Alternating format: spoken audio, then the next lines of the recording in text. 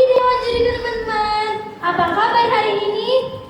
Baik. Alhamdulillah. Sebelumnya mohon izin, saya peserta nomor 36 akan bertutur dengan judul cerita Nyimas Ratu Pakuwati. Teman, sebelum mengawali cerita ini, saya ada pantun nih. Hari Minggu, bangunnya pagi-pagi. Cepat mandi karena mau ke Pakuan. Tahu kan Nyimas Ratu Pakuwati? Pakuwati wari dan wati artinya perempuan. Siang-siang enaknya makan nasi padang. Nyimas Ratu Pakuwati dikenal juga sebagai pemimpin udang. Nyimas Ratu Pakuwati adalah anak dari Pangeran Cakrabona, Tumenggung Sri Mangana. Ibunya bernama Nyi Endang Ayu, anak dari Tidang Kuasi dan pertapaan Gunung Merapi. Disunting oleh Sunan Cirebon, Syekh Syarif Hidayatullah, Nyimas Ratu Pakuwati dijadikan nama Keraton Cirebon oleh Sri Mangana. Dalam beberapa catatan disebutkan bersahabat dengan Nyimas Kadilangu, adik dari Sunan Gunung Jati. Nyimas Ratu Pakuwati adalah buah hati masyarakat Cirebon. Istri yang soleha, cantik rupa, elok budi yang berbakti pada suami. Diceritakan pada suatu waktu atau tepatnya di Masjid Agung Sang Ciptarasa terjadi musibah dan kemelut besar.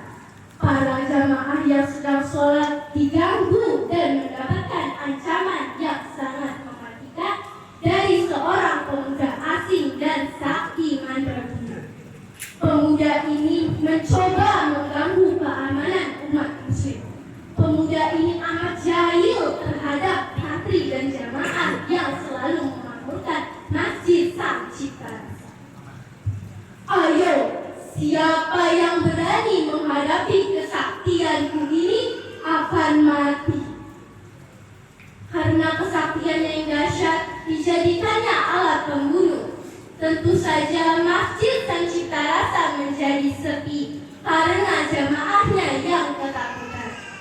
Pada suatu hari, menjangan burung menaiki atas masjid dan nongkrong di menolong masjid.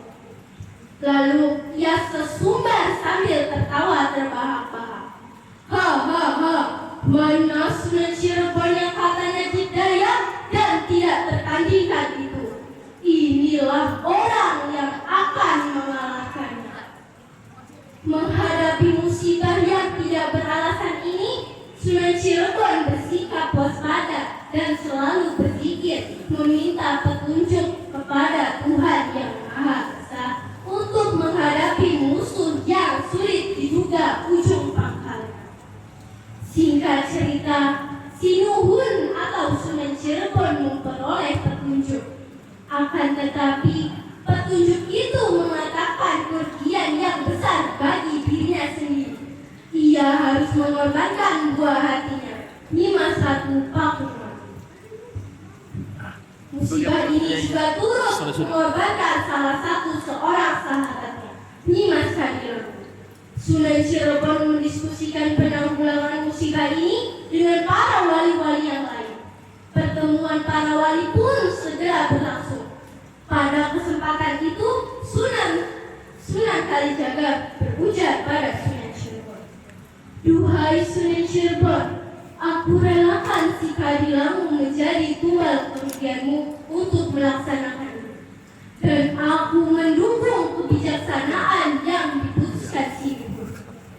Mendengar jawaban dari Sunan Gunung Jati yang demikian itu, Sunan Cirebon akhirnya memutuskan agar para wali dan para pejabat tinggi Cirebon dan para semua umat muslim berkumpul di Masjid Sang Ciptarasa untuk berzikir dan bersolawat lepas isya sampai menjelang subuh. Nyimas Ratu Pakuwati dan Nyimas Kadilangu pun harus ikut hadir. Diceritakan Masjid Agung Sang Ciptarasa kala itu penuh sesak oleh jamaah. Maka berlangsunglah sholat isya berjamaah yang dilanjutkan dengan berzikir semalam suntuk sampai menjelang subuh. Terdengar azan subuh yang dikumandangkan dengan 7 orang Allah dengan alunan suara yang amat merona. Hati itu berakhir. Meledaklah menolak masjid agung. Terbang menuju ke arah barat. Tubuh satria menjangan bulung pun hancur berkeping-keping dan racunnya berterbangan keluar angkasa.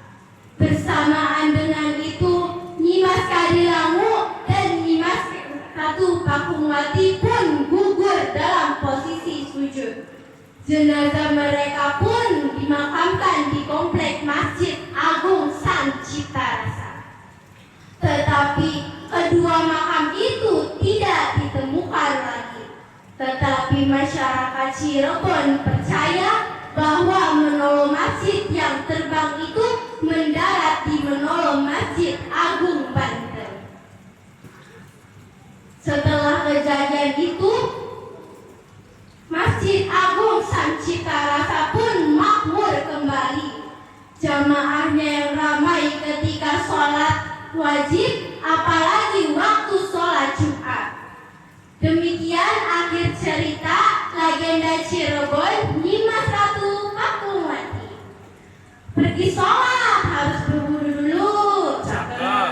Wassalamualaikum warahmatullahi wabarakatuh. Waalaikumsalam warahmatullahi wabarakatuh.